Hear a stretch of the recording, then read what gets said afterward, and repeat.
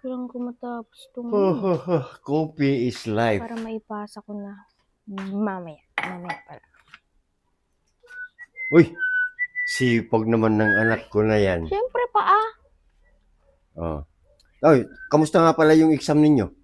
Mabuti pa, mabuti. Mabuti? Maganda. Pasado ba? Oo Salamat naman sa Diyos. buti nga hindi pa sangawa eh.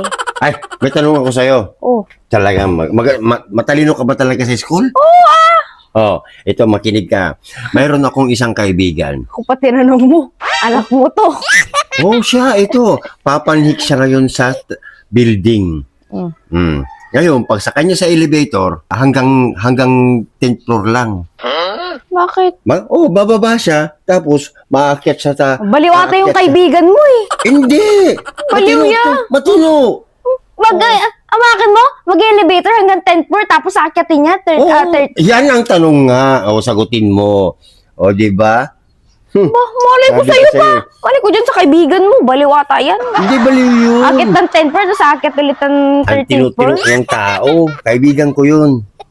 Oo, matalik na kaibigan ko rin yun. Bakit pa siya pupunta ng 10th floor kung pwede naman dumaretso na lang sa 13th floor? Yun nga ang tanong dyan. Di ba? Hanggang 10th floor lang, bababa siya. Di ba hanggang 13th floor siya pupunta? Bababa siya doon sa 10th floor kasi maglalakad siya papuntang 13th floor. 13th floor. Babaliw na yan. Pwede naman dumaretso na lang sa 13th, ba't bababa pa ng 10th? Papagodin niya lang sarili Ayun nga niya. yung tanong dyan eh. Kung bakit. Di ba? Wala ka, mahina ka pala sa arithmetic.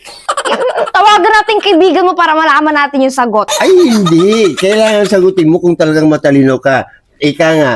Di ba? Yung solution ko dyan, dapat pindutin niya na yung 13th floor para hindi na siya bababa ng 10th floor, hindi na siya magpapakapagod para umakyat pa ng 13th floor, ng 3 floors pa. Ayun nga yung magandang tanong dyan, anak, kung talagang magaling ka kailangan masagot mo yan. Nasagot ko na nga! Hindi nga yun. Hindi ba yun yung solusyon? Hindi. Dapat pindutin niya na kung saan talaga siya pupunta para dire-diretso na. Hanggang 10th floor nga lang yung sa elevator. Ngayon, hanggang bababa siya doon. Tapos maglalakad na yun papuntang 13th floor. Malay ko dyan sa kaibigan mo, nababaliw na ata yan. Hindi yun nababaliw. Ang gwapo nun, kahit ganun yun. Wow. Siwa ako pa sa'yo. Oo. Sa iyong ngiti. Ako na. Nasaan na ba yung inyong kaibigan mo na yan? Nahuhumali. Nung tawagan natin? Sa bahay niya. Oo. Kasi, anak naman, hindi mo kasi inaitanong Pandak kasi. Paano niya maaabot yung 13th floor? Hanggang 10th floor nga lang yung nasakyan niya.